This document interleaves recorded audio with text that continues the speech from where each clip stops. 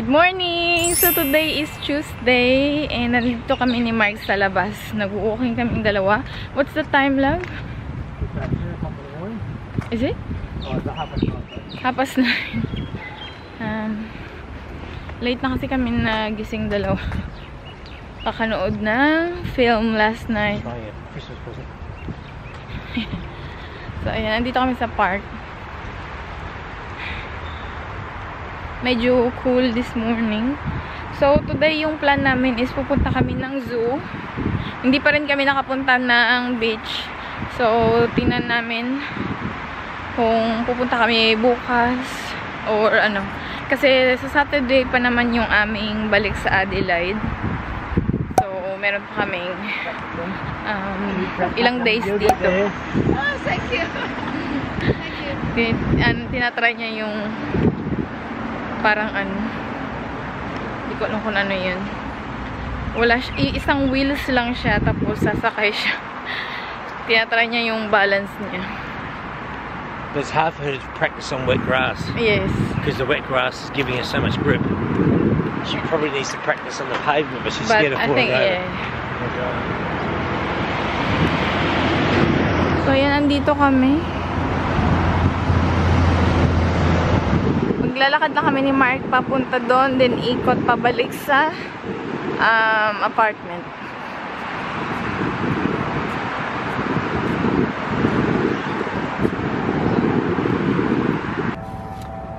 We're standing in front of the Shrine of Remembrance. The Shrine of Remembrance is a very sacred place to Australians. It's a place where we remember the what we call the diggers, or the soldiers who passed away during World War I and World War II, the Great Wars.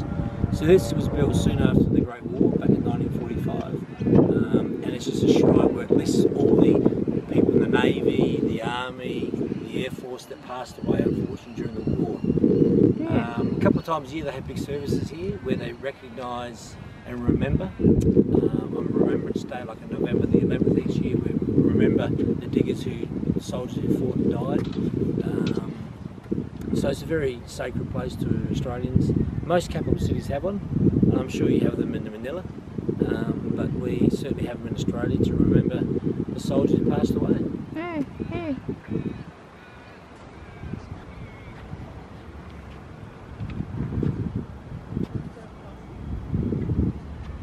And the flame. That's called the eternal flame, so it never goes out. Yeah. Ever. Eternal flame. It's there every day of the year.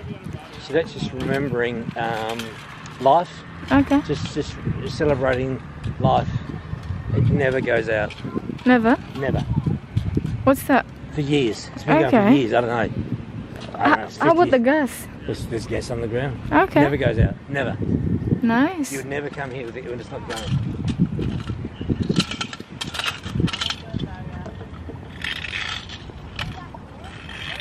Amazing, isn't it? Yeah, it is. That never goes out. Wow.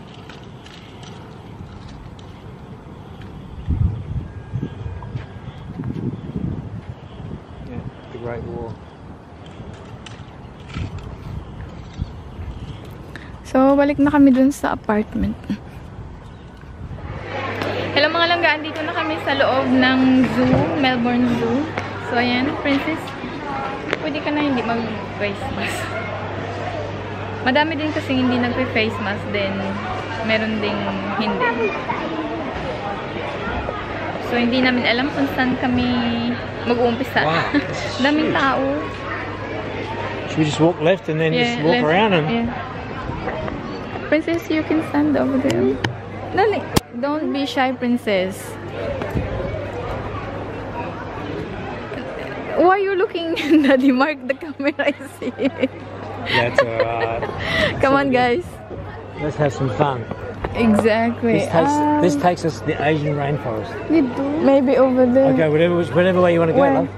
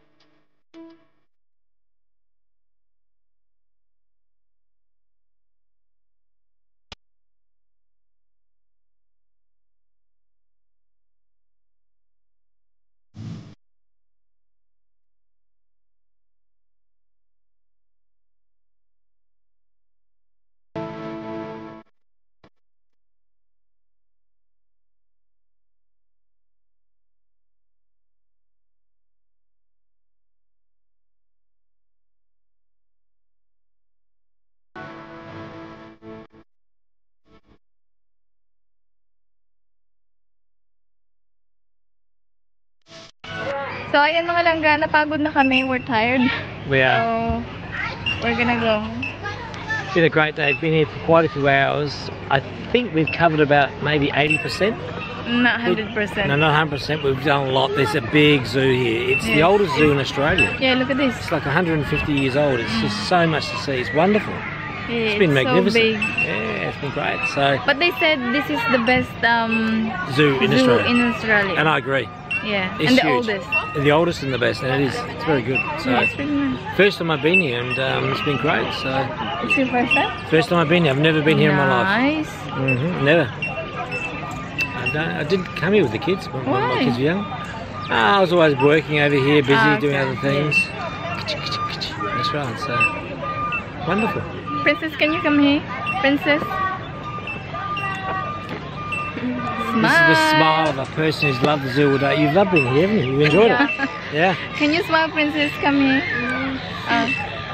You're getting a bit tired, love, aren't you? Yeah. So, ayan, balik na lang kami muna sa apartment and then mamaya lalabas ulit kami. Punta kami sa may mall and mag-ikot-ikot. Ito lang naman yung ginagawa namin talaga dito. Have you ever tried Puro... this? Have you ever tried that? Yeah. Sugar. Very fast. Have you ever heard that? Yeah. Can we get one? Yeah, it's just, I think we share one. Yeah. I forgot the name. We Ano call na ni Princess? We call Cotton it fairy candy. floss. Yeah, I don't know. cotton candy. You call it cotton candy. Right. So, bili kami ng cotton candy. I want to take a bite out of this.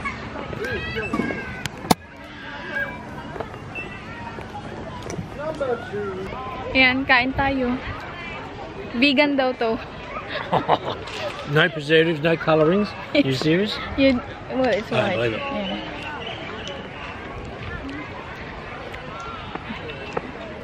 Really? Look at this too. They just keep eating and eating.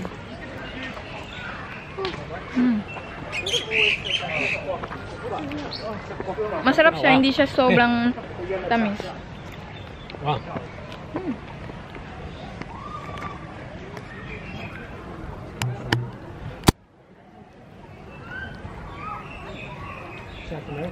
So, pasok muna kami dito sa shop nila. Magtingin-tingin lang kami kung ano yung pwede naming mabiling souvenir. Yeah. No, sadly.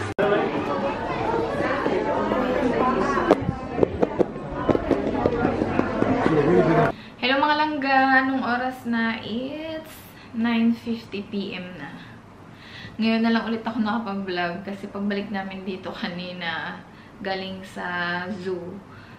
Natulog ako kasi ang sakit ng aking ulo and pagod na pagod ako. And then nagising ako ng 6. Then nagluto ng dinner and then kumain kami. And hanggang ngayon sakit pa rin yung aking ulo. So hindi na kami nakalabas. Pero si Mark, nagano siya nag-walking. Sabi ko, bukas na lang ako mag-walking kasama niya. Kasi di talaga kaya. Ewan ko ba, ba't masakit na naman yung aking ulo. So, yung binili namin kanina dun sa, sa zoo is, ito lang. Cups. Ito kay Princess to. Ito. Design na to. And then, yung kay Mark. And then, ito yung akin. Yung zebra. Ano siya? $9.95.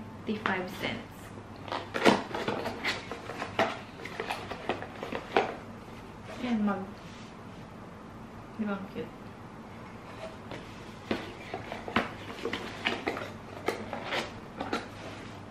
So, tatlo lang naman binili namin. And then, itong calendar. Ayan. Ano to? $2. Ilalagay ko sa kwarto ni Princess pagbalik namin. So, ganyan. So, sabi ni Mark, punta daw kami ng beach tomorrow. Hindi ko pa rin alam kung ano yung pangalan ng beach na pupuntahan namin. Sana hindi malamig bukas. Pero hindi naman kami mag-swimming. Ipupunta lang naman kami doon. Kasi wala naman kaming gagawin bukas. So, yun yung aming plan for tomorrow. punta tayo ng beach. So far, na-enjoy naman ni Princess yung pagpunta namin ng zoo kanina. So, that's good. Pumunta kami nung nakaraan, Saturday sa aquarium. Nag-vlog ako ng konti. And then, hindi na ako ulit nakapag-vlog. Nakalimutan ko na.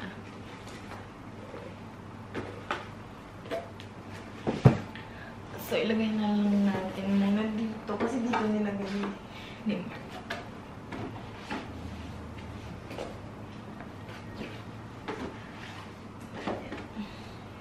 So, hindi ko na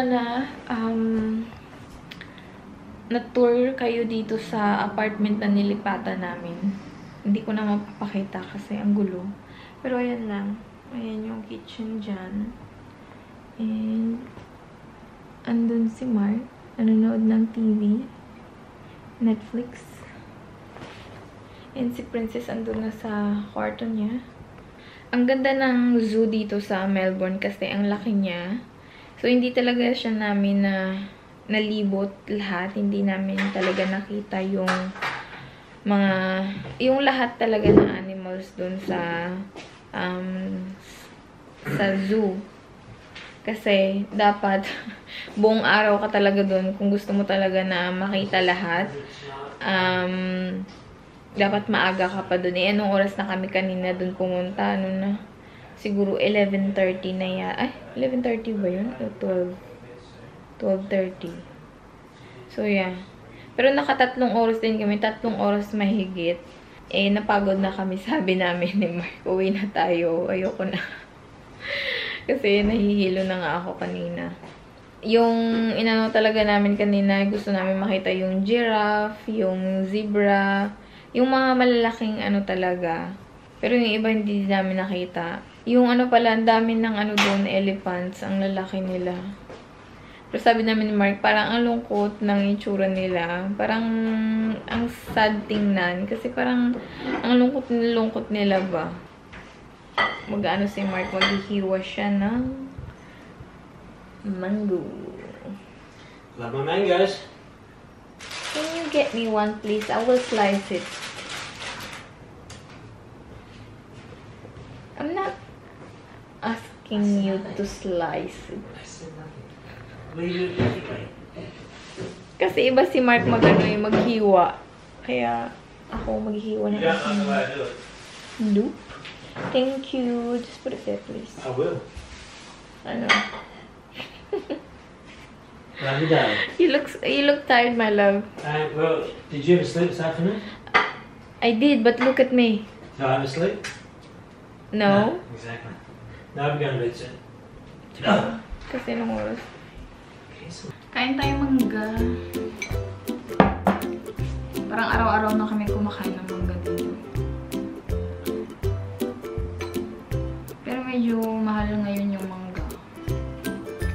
Ewan ko, parang hindi na siguro season. Kasi to eh, $2.90 yung isa nito. Pero malaki naman siya. Kain.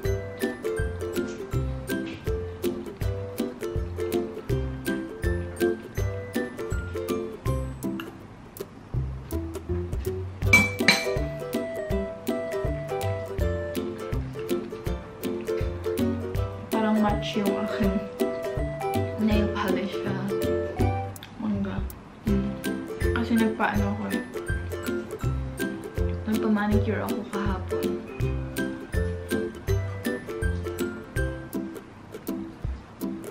Anyway, yun na yung ating vlog mga langga. I-close ko na to kasi wala naman na kaming gagawin. Kakain lang naman kami ng mangga. So, bukas mag-vlog tayo ulit. Mag tayo ng beach. Sana hindi sobrang lamig. Kasi pag nasa beach ka talaga, malamig yun. So, anyway, thank you so much for watching mga langga. And hope to see you on my next one. Ayun, enjoy life and take care. Bye mga langga. Good night!